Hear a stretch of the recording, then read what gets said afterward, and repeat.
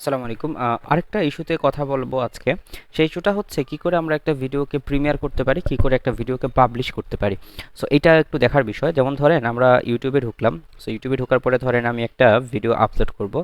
So ধরেন এই ছোট্ট ভিডিওটা আমি আপলোড করতে যাচ্ছি, ঠিক আছে? আপলোড করলাম। সো আপলোড করার সময় ধরেন আমি কিছু একটা লিখে দিলাম, ঠিক আছে? লেখার পরে ভিজিবিলিটি ধরেন এখানে প্রাইভেট দিয়ে রেখেছি। সো ভিজিবিলিটি আপনি প্রাইভেট দিতে পারেন, আপনি ভিজিবিলিটি আনলিস্টেড দিতে পারেন, আপনি ভিজিবিলিটি কিন্তু পাবলিক দিতে পারেন। এবং একটা মজার ব্যাপার হচ্ছে আপনি সেটাকে ধরেন এখন প্রাইভেট আছে, সেটা কখন পাবলিক হবে সেই কথাটা কিন্তু আপনি চাইলে এখানে সেট করে দিতে পারেন। যেমন ধরেন আপনি পাবলিশ নাও যদি অপশন দেন, তাহলে আমি এটাকে প্রাইভেট হিসেবে পাবলিশ করতে পারি, অথবা ডিরেক্ট পাবলিক হিসেবে পাবলিশ করতে পারি, অথবা এটাকে কিন্তু আমি ইনস্ট্যান্ট প্রিমিয়ার হিসেবে পাবলিশ করতে পারি। তাহলে আমি ধরেন শুরুতে এটাকে প্রাইভেট হিসেবে পাবলিশ করলাম। পাবলিশ করার পরে আমি ধরেন আজকে আমি ফ্রি আছি, সো আমি 2 থেকে 3টা ভিডিও পাবলিশ করে রাখলাম প্রাইভেট হিসাবে। প্রাইভেট হিসেবে পাবলিশ করার পরে লিখে রাখলাম যে এই ভিডিওটা 19 তারিখে পোস্ট হবে। এরপর আরেকটা ভিডিও পাবলিশ করলাম, লিখলাম যে সেই ভিডিওটা 20 তারিখে পোস্ট হবে এবং কয়টার সময় পোস্ট হবে টাইমটাও কিন্তু আমি দিয়ে রাখতে পারলাম যে 20 তারিখ 2টার সময় সেটা হচ্ছে পাবলিক হিসেবে পোস্ট হবে। এবং পাবলিক হিসেবে পোস্ট করার সময় ভিডিওটা প্রিমিয়ার হিসেবে সেট হবে। প্রিমিয়ার হিসেবে সেট হবে বলতে কি বোঝায়? বলতে বোঝায় যে এই ভিডিওটা যখন সবার সামনে আসবে যে এই ভিডিওটা প্রিমিয়ারিং হচ্ছে, অর্থাৎ সবার কাছে নোটিফিকেশন যাবে, যে ধরেন কেউ একজন ফেসবুক লাইভে গেলে যেরকম নোটিফিকেশন যায়, যখন প্রিমিয়ার করা হবে তখন সেরকম নোটিফিকেশন যাবে। এবং ফেসবুক লাইভে যেরকম মানুষজন সাথে সাথে কমেন্ট করতে পারে, প্রিমিয়ার করার সময় কিন্তু তখন সেটা মানুষ সাথে সাথে কমেন্ট করতে পারবে। সো একই সাথে আপনার ভিডিওতে ভিউ পাচ্ছেন, প্রিমিয়ার হিসেবে মানুষের সামনে সেটা নোটিফিকেশন হিসেবে যাচ্ছে এবং আমরা সেটা দেখতে পাচ্ছি। সো এই জিনিসটা কিন্তু একটু বেশি অ্যাপ্লিকেবল বা বেশি ভালো। ওকে, সো আমরা এটাকে পাবলিশ নাও দিলাম প্রাইভেট হিসেবে এবং শিডিউল হিসেবে দিয়ে রাখলাম এটা 20 তারিখে প্রিমিয়ার হবে।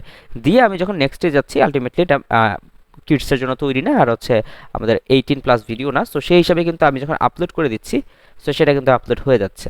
এবং আপলোড হওয়ার পরে আপনি ইউটিউব স্টুডিওতে যখন যাবেন, ইউটিউব স্টুডিওতে যাওয়ার সময় আপনি দেখবেন যে এই ধরনের ভিডিওটা প্রিমিয়ার হিসেবে সেট করা আছে। সেটা কবে প্রিমিয়ার হিসেবে সেট হবে? সেই 20 তারিখে ভিডিওটা প্রিমিয়ার হিসেবে সেট করা হবে। এখন আপনি চাচ্ছেন যে ভিডিওটাকে এডিট করতে চাচ্ছেন, এডিট করলে কিন্তু এইখানে যখন এডিট অপশন আপনি যাবেন তখন কিন্তু আপনি ভিডিওতে চাইলে নতুন কিছু থাম্বনেল যুক্ত করতে পারেন। ধরেন আপনার ভিডিওটা কোনো একটা নির্দিষ্ট সাপেক্ষে বা নির্দিষ্ট একটা টপিকের উপরে ভিডিও, ধরেন সাপোজ কোলিসিস্টাইটিসের উপর ভিডিও, আপনাকে তাহলে ক্যানভাতে একটু ছোট্ট করে এডিট করে ফেলতে হবে বা কোনো একটা অ্যাপসের মাধ্যমে এডিট করে একটা থাম্বনেল ক্রিয়েট করে ফেলবেন এবং পরবর্তীতে সেই থাম্বনেলটা আপনি কাস্টম থাম্বনেল দিতে পারেন। আপনার এখানে যা আছে সেটার উপর ভিত্তি করে আপনি ধরেন ধরেন আমি এই থাম্বনেলটা দিব, সো ধরেন এটাকে আমি কাস্টম থাম্বনেল হিসেবে দিতে পারলাম। সো তখন ভিডিওটা সবার সামনে কিন্তু এইরকমভাবে আমাদের কাছে প্রেজেন্ট করবে। ওকে, এবং দেখেন ভিজিবিলিটি লেখা আছে পেন্ডিং। কেন পেন্ডিং? কারণ এটা এখন প্রাইভেট হিসেবে আছে, ভবিষ্যতে এটা পাবলিক হিসেবে শিডিউল হবে, ঠিক আছে?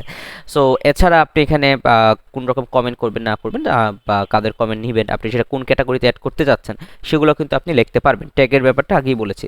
সো এইভাবে কিন্তু আমরা ইউটিউবে ভিডিওগুলোকে খুব সহজে প্রিমিয়ার করে ফেলতে পারি এবং খুব সহজে আমরা এখানে মানে কি বলা যায়, বিভিন্ন রকম থাম্বনেল অ্যাড করতে পারি। ওকে, সো আশা করি অতটুকু আপনাদের জন্য হেল্পফুল হবে। আর যদি ভিডিওটা যেহেতু আমার দরকার নেই, সুতরাং আমি ভিডিওটা ইউটিউব থেকে ডিলিট করে দিচ্ছি, ঠিক আছে? এবং ইউটিউব স্টুডিও অ্যাপটা কিন্তু খুব ভালো। এখানে আসলে আপনি আপনার সমগ্র ইউটিউব চ্যানেলের কীরকম অগ্রগতি হচ্ছে সেই সমস্ত জিনিসগুলো কিন্তু দেখে ফেলতে পারবেন।